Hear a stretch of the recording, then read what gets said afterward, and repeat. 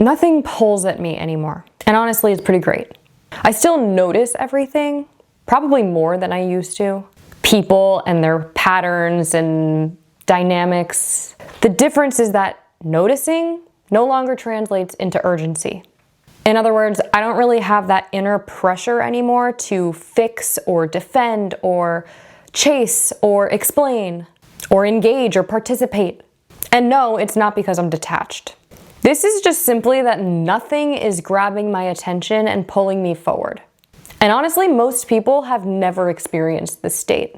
And I think when it happens, it gets misread by other people and often by ourselves. We label it as withdrawal, maybe even laziness, or apathy, or losing interest. In this video today, I want to be really clear about what's actually happening. We are going to talk about what changes when your attention stops organizing around urgency and emotional charge, why it can be a bit disorienting, how people around you tend to interpret this, and why those interpretations often miss the mark, and what becomes possible when you start to live from this place, when your attention is finally not being pulled in 10 different directions at once. This isn't about fixing anything.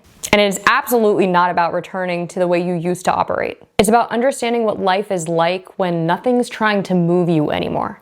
So as I said, this is not about apathy. This is not about giving up or being lazy or uninterested in anything or anyone. This is when your attention is no longer organized around tension. Your emotional charge is not the thing that's dictating your action or your responses anymore.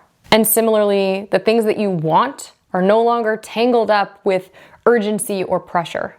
And that pretty much just creates space.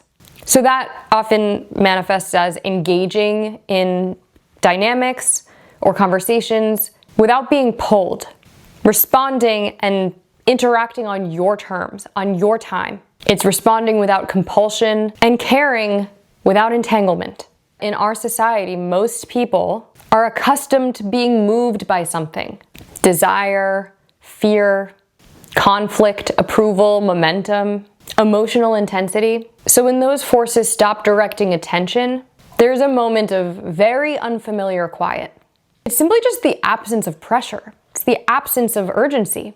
What's happening internally is that your attention is operating differently than it used to.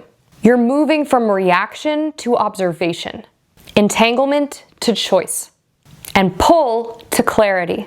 And there's just more neutrality. There's more space. There's fewer internal negotiations. There's fewer escalations, fewer emotional hooks with people that maybe used to trigger you, or situations that would have sparked a lot of anxiety or urgency. Now there's just more space to truly respond in a clearer, calmer, more grounded way. And sometimes what can happen too is that we lose sort of our perception of drive.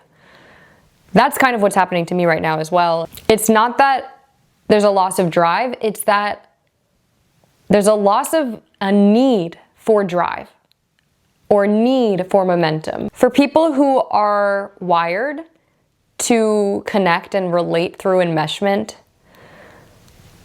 neutrality can feel really distant and cold. Pauses can look like disinterest. Silence or quiet can feel like rejection. But really what they're reacting to is an absence of hooks. You're just not being pulled into the same dynamics anymore because you're now operating from a place of agency and orientation from within. You're not responding to fit into the flow of everything and everyone around you. You're following your inner guide and your inner coherence. It's almost boring because there's like no drama. There's nothing to think about. Space is quite boring, especially when we are just so accustomed to noise and chaos and urgency and all of that stuff. I think the best thing for me has been just like leaning into rest and noticing that like my body is mirroring this phase, this energy of sort of quiet, calm, and leaning into that. Not manufacturing any kind of urgency, not trying to light a spark that's not there organically, or provoke any emotions just to be alive, or start some kind of, don't do anything like that.